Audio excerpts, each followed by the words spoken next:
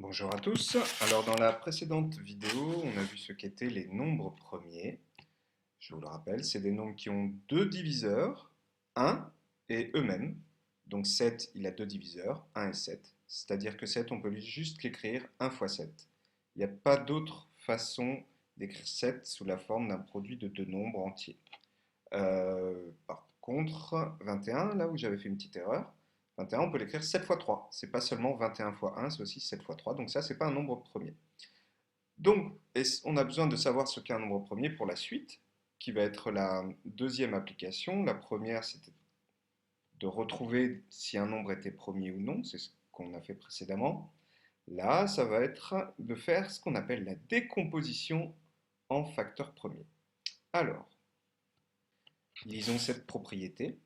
Tous les nombres entiers naturels, je vous rappelle que c'est les nombres positifs, hein, peuvent être écrits sous la forme d'un produit de nombres premiers. Un produit, hein, donc une multiplication. On appelle ce produit la décomposition en facteurs premiers. Donc voilà le thème d'aujourd'hui, c'est la décomposition en facteurs premiers. N'importe quel nombre peut être écrit sous la forme d'un produit d'une multiplication de nombres qui sont premiers. Et ça, c'est très important.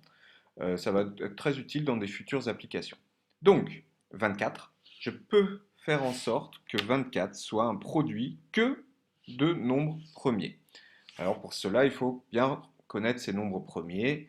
C'est pour ça qu'on a fait la liste des nombres premiers inférieurs à 100 et on utilisera essentiellement ceux qui sont inférieurs à 20, mais les autres, on n'est pas obligé de les connaître par cœur, mais c'est pas mal de les connaître quand même. En tout cas, c'est pas mal de pouvoir dire, si je vous pose la question, est-ce que 43 est un nombre premier? On réfléchit et on dit, oui, 43 est un nombre premier, de pouvoir trouver la réponse assez rapidement. Donc, 24, voilà un exemple donc d'un entier naturel. Et on écrit 24 sous la forme d'un produit, c'est-à-dire d'une multiplication de plusieurs facteurs, mais tous ces nombres-là, c'est des nombres premiers. Alors le nombre peut se répéter. Ici, 24, c'est 2 fois 2 fois 2 fois 3. D'accord? Et effectivement, on a écrit 24 sous la forme d'un produit que de nombres qui sont dans cette liste-là. 2 fois 2 fois 2 fois 3. Et il n'y a pas d'autre façon d'écrire 23 comme une multiplication de nombres premiers que celle-là. Je pourrais aussi dire que 24 c'est 8 fois 3. Mais si je dis que 24 c'est 8 fois 3, 8 ce n'est pas un nombre premier. Donc ce n'est pas une décomposition en produit de facteurs premiers. Il faut que tous les nombres soient premiers pour qu'on appelle ça la décomposition en produit de facteurs premiers. Et qu'est-ce qu'on voit juste après? C'est pour ça qu'on a appris la notation puissance. C'est que 2 fois 2 fois 2 fois 3, bah le 2 fois 2 fois 2, je peux l'écrire 2 au cube. Donc ce calcul-là, c'est plus rapide de l'écrire 2 au cube fois 3. C'est ça l'intérêt de la notation puissance. C'est plus rapide d'écrire ça que d'écrire ça. Mais c'est la même chose. Donc 2 fois 2 fois 2 fois 3, c'est la décomposition en produit de, ou j'ai oublié DE ici, en produit de facteurs premiers de 24. 2 fois 2 fois 2 fois 3, c'est la décomposition en produit de facteurs premiers de 24. Voilà, c'est ça. Un autre exemple, 90. Et juste après, on va voir comment on retrouve la décomposition en produit de facteurs premiers. Pour l'instant, je vous donne juste des exemples. 90, c'est 2 fois 3 fois 3 fois 5. Vous voyez que des nombres dans cette liste-là. 2 fois 3 fois 3 fois 5, ça fait 90. 2 fois 3, 6, 6 fois 3, 18, 18 fois 5, 90. C'est un peu compliqué à calculer mentalement, mais on peut me faire confiance. Du coup, ici, bah, il y a encore une coquille, hein. Je fais des erreurs. La première fois que j'écris la leçon, il y a toujours des petites erreurs qui se glissent. Zut! Donc, c'est pas bien grave, ça nous permet d'essayer de voir, de retrouver l'erreur. Cette chose-là n'est pas égale à cette chose-là. J'ai oublié quelque chose. Qu'est-ce que j'ai oublié? Vous pouvez mettre pause, réfléchissez. Qu'est-ce que j'ai oublié entre cette étape et cette étape? Eh bien, j'ai oublié le 2 fois 2, d'accord? 3 au carré, c'est 3 fois 3. Fois 5, ok. Donc ça, j'ai recopié tout ça ici. Mais il manque le 2 fois. Donc, je vais le faire. Et voilà, je l'ai modifié. Donc 2 fois 3 fois 3 fois 5. Je remplace le 3 fois 3 quand on multiplie un nombre par lui-même, par 3 au carré. Donc on peut soit écrire sous la forme d'un produit où on écrit tous les nombres les uns après les autres. Mais s'il y a un nombre qui se répète, on peut utiliser la notation puissance. Voilà. Donc, chaque nombre, c'est écrit dans la remarque ici, et je vous l'ai dit il y a quelques secondes, chaque nombre possède une seule décomposition en produit de facteurs premiers. Il y a une seule façon d'écrire 24 comme une multiplication avec que des nombres premiers, c'est 2 fois 2 fois 2 fois 3. Il n'y a pas d'autre façon d'écrire 24 en une multiplication avec que des facteurs qui sont premiers. Alors comment on a retrouvé ces deux décompositions en facteurs premiers? Voilà la méthode, je vais vous l'expliquer et le but des applications d'aujourd'hui, c'est de pouvoir le faire soi-même. Donc on va expliquer comment on fait, et on va faire un exemple ensemble, et après vous le ferez vous-même sur les exercices. Donc je prends 24, et il faut bien connaître la liste des nombres premiers, surtout ceux du début. Je dézoome comme ça, je l'ai ici la liste. Donc, on prend 24 et on regarde dans l'ordre si c'est divisible par le premier nombre premier qui est 2. Est-ce que 24 est divisible par 2? Oui. Donc on va tirer une barre à côté du 24, comme ça, une longue barre, et on dit 24, on le divise par 2. Et ça nous donne 12. Ok. Maintenant on prend 12 et on reprend notre liste de nombres premiers, et le premier nombre premier c'est 2. Est-ce que 12 est divisible par 2? Oui. Donc on fait 12 divisé par 2 et ça donne 6.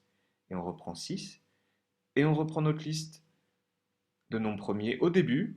On va pas faire 3 tout de suite. Tant qu'on n'a pas épuisé le 2, on divise par 2. Si on ne peut plus diviser par 2, on essaye par 3. Si on ne peut plus diviser par 3, on essaye par 5, etc.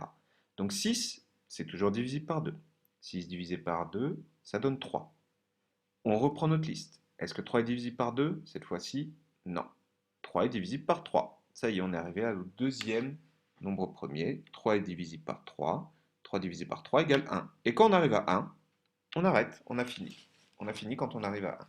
Donc le but, la méthode, si on la résumé rapidement, on divise le nombre de départ par le nombre premier le plus à gauche, par lequel il est possible de diviser, et ainsi de suite, toujours en divisant par le nombre premier le plus à gauche par lequel il est possible de diviser, jusqu'à tomber jusqu'à 1. Refaisons cette méthode avec 90. 90. On reprend notre liste. Est-il divisible par 2? Oui. 90 divisé par 2, 45. 45, on reprend notre liste. Est-ce que 45 est divisible par 2? Non, ce n'est pas un nombre pair. Ça ne finit pas par 0, 2, 4, 6 ou 8. 45 n'est pas divisible par 2. Donc on va au suivant, dans la liste. 3. Est-ce que 45 est divisible par 3?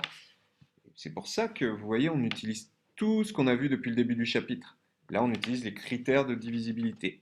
Comment on reconnaît un nombre divisible par 3? Eh bien, il faut faire, je vous rappelle, vous pouvez mettre pause, réfléchir dans votre tête. 4 plus 5, ça fait 9. Et 9, c'est divisible par 3. Donc 45, c'est aussi divisible par 3. 45 divisé par 3, vous avez le droit d'utiliser la calculatrice si vous n'arrivez pas à faire de tête. Ça donne 15. Bon, maintenant 15, ça ne va pas être divisible par 2. Une fois qu'on a fini avec le 2, les nombres qui vont arriver après, ils ne pourront pas être de nouveau divisibles par 2. C'est pas possible. Donc maintenant, on reprend à 3. Est-ce que 15 est divisible par 3? Oui. 15 divisé par 3, ça fait 5. On reprend à 5 maintenant. Est-ce que 5 est divisible par 3? Non. Alors on passe au nombre premier suivant. 5. Bah oui, 5 il est divisible par 5. Et 5 divisé par 5, c'est 1. Donc vous voyez ici le résultat il baisse petit à petit. Et ici on fait la liste des nombres premiers. Donc 90 c'est 2 fois 3 fois 3 fois 5. Voilà. Alors on va faire un exemple ensemble. Euh, Avant de faire l'exemple, je vous montre rapidement l'exercice qu'il faut faire. Voilà, c'est cet exercice 12. Donc, je vous donne 4 nombres. Il faut déterminer la décomposition en produit de facteurs premiers des nombres suivants. Encore une petite erreur, un U en trop ici. Et ici, il manque un O. Donc, vous enlevez ce U, vous le transformez en O et vous le mettez là. Donc, est-ce que ces nombres-là, on va pouvoir faire la décomposition en produit de facteurs premiers? Utiliser cette méthode-là. Faisons-le sur un exemple. Pas un de ces quatre-là, je vous laisse trouver par vous-même. Mais on va trouver un autre nombre ensemble. Hop, tiens, je vais effacer ça. J'ai préparé une petite feuille, il me reste juste à effacer ça. Donc voilà, j'ai essayé de trouver un exemple pratique. 84. Donc, j'ai remis ici la liste des nombres premiers inférieurs à 100, on va en avoir besoin. Oups, voilà. La liste des nombres premiers inférieurs à 100 est ainsi, donc ça c'est un petit rappel de ce qu'on a vu la dernière fois. Donc, on les prend au début. Est-ce que 84 est divisible par 2? Quand je vous pose une question, essayez de mettre pause et de réfléchir. Alors, oui, Le dernier chiffre, c'est 4. 84, c'est un nombre pair. Donc on peut le diviser par 2. On écrit 2 ici, et on va écrire le résultat de 84 divisé par 2 là. Si on n'arrive pas à faire de tête, vous devriez en être capable. Vous le faites à la calculatrice, ça fait 42. Et on recommence. On reprend notre liste du début. Est-ce que 42 est divisé par 2? Oui. 42 divisé par 2, 21. Et on reprend notre liste du début. Est-ce que 21 est divisible par 2? Non. 21 n'est pas divisible par 2. Ok, on passe au nombre premier suivant. 3. Est-ce que 21 est divisible par 3? Oui, on connaît bien nos tables de multiplication. On sait que 21 divisé par 3, ça fait 7. Et on reprend notre liste. Alors, 2, on laisse tomber maintenant. On repart à partir de 3. Est-ce que 7 c'est divisible par 3? Non. Alors, on passe au suivant. Est-ce que 7 c'est divisible par 5? Non. On passe au suivant. Est-ce que 7 c'est divisible par 7? La réponse est oui. Et 7 divisé par 7, c'est égal à 1. Et ça y est, j'ai fini. Une fois que j'arrive à 1, j'ai fini. Donc, qu'est-ce que j'écris? 84, c'est 2 fois 2 fois 3 fois 7.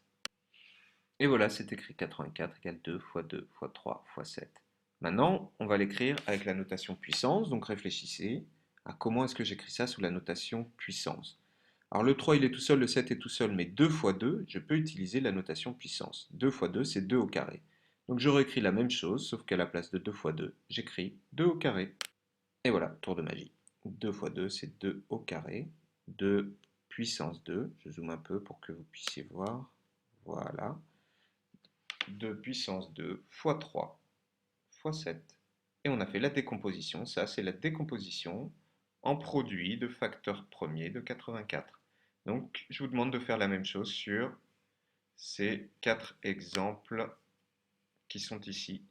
Bon courage et à demain pour, en tout cas mercredi, oui, pour la correction de ces exercices en visioconférence.